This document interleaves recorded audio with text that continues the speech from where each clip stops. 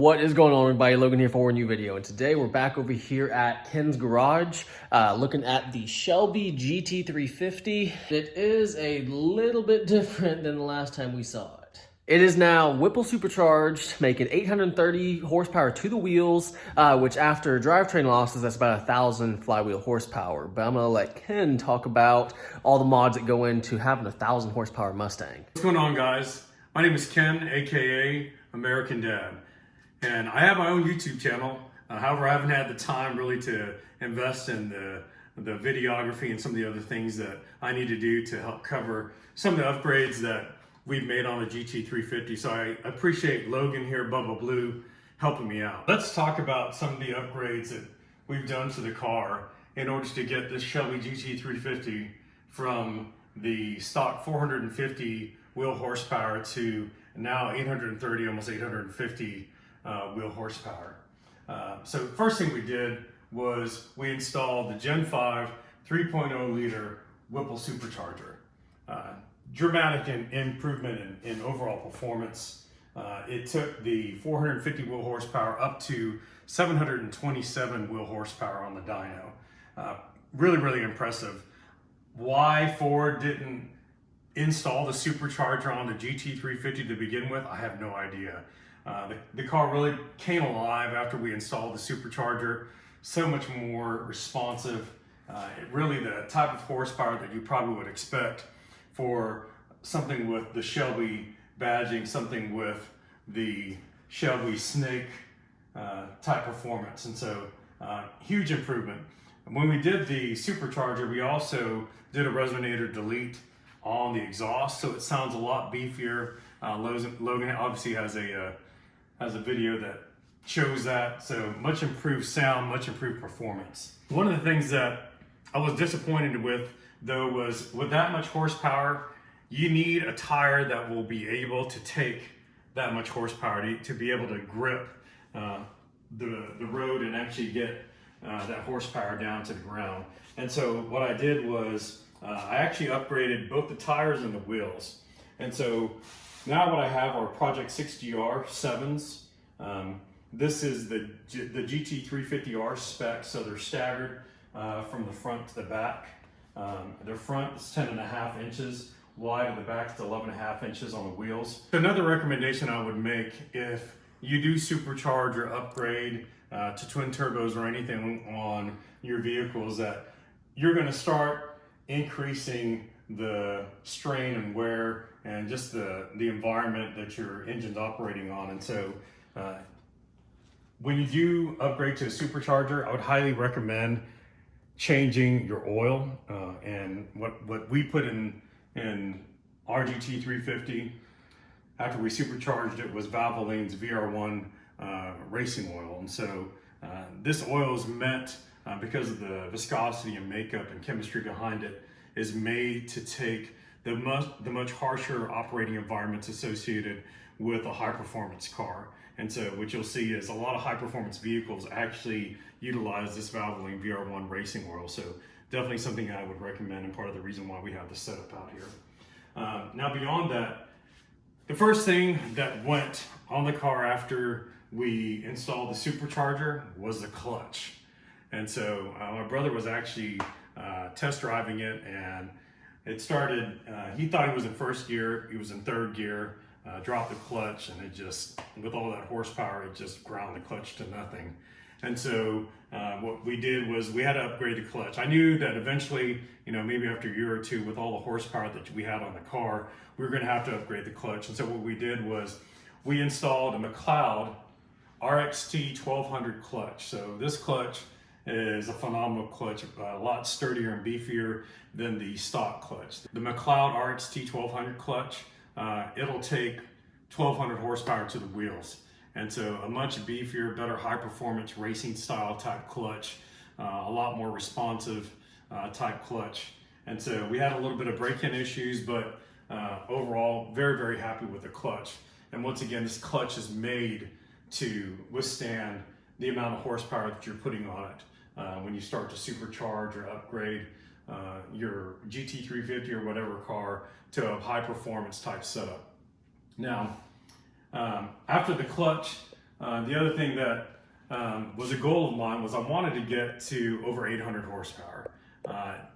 Did a couple of runs with a few cars, with some Corvette ZR1s, some GTRs, and so I knew that there was more that we could get out of this setup. So what we have for the fuel system is the 4 Innovations fuel system.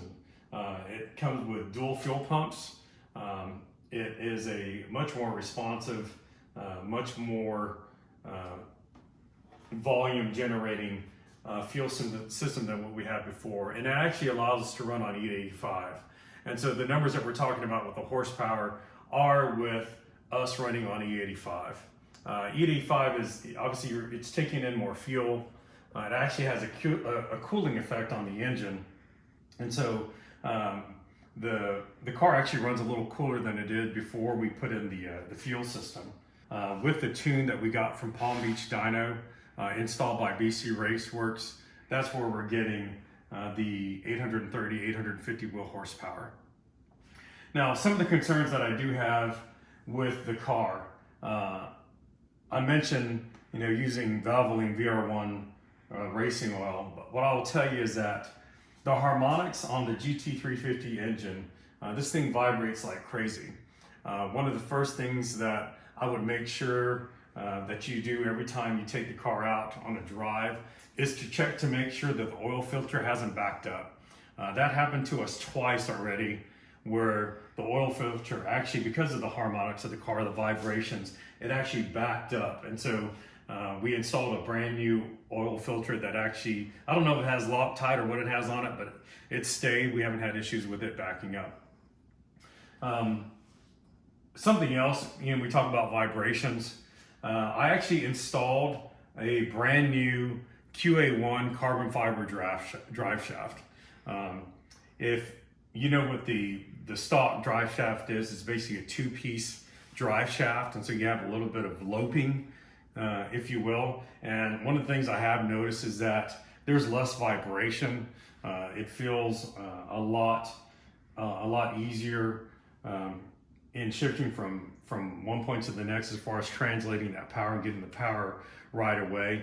And so the QA1 drive shafts, obviously it's a lighter. I think so. Obviously the goal with this build was to create a GT350 that could outrun a brand new GT500. And so it obviously won't just outrun a GT500, it'll outrun a Hellcat that's stock, a Demon that's stock GTR. I'm really happy with this build. That being said, a brand new GT500 runs probably about $100,000. And so if you're interested in obtaining this GT350 with all the upgrades that have been made on it, it's pretty much the GT350 that I wish Ford would have built from the get-go. Please contact Logan. His information will be either down in the description or there'll be a link for it here at the end of the video. But this car is for sale. It's a great car. I really enjoy driving it, but I want to go ahead and start working on my next project. So more content, more fun things to follow, and I really have enjoyed it. So let me know if you are interested.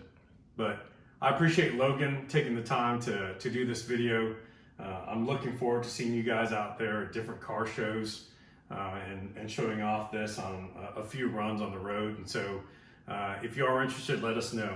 I'm American Dad, and I appreciate my good friend, my good buddy, my brother, like a son to me, Logan, aka Bubba Blue. You guys take care and have a great day. Well, Ken pretty much covered everything that there is to know about this car. I mean, it has a ton of horsepower. It's a fun drive. It's for sale. Actually, a really good price. So if you're interested, just email me. My email is bubbablue843@gmail.com. It's an awesome car. Sucks to see it go. But hey, hopefully no one's going to reach out to him too soon. Because, yeah, I want to drive this car a little bit more. It is a blast. And I remember doing a video on the Anderson composite wing back here. Carbon fiber, exposed carbon fiber, and they sent him, the first spoiler he got, wing he got, was cracked, is not in good condition. So I remember doing the video of us just completely destroying that. Now he has the beautiful wing on it now. This exposed carbon fiber is just something else. It looks awesome. But this is an awesome car. If you're interested, just shoot me an email and I'll get you in contact with Ken. As far as the stripes go, they can be removed. I like the stripes. The American, Captain America shields, those can be taken off. But it's a stout car, less than 10,000 miles. If you're interested, I mean, and like he said, it's faster than GT500 and it will be cheaper than the GT500. So guys, I hope you enjoyed this video. If you did, please like it and please subscribe. And as always, have a great day.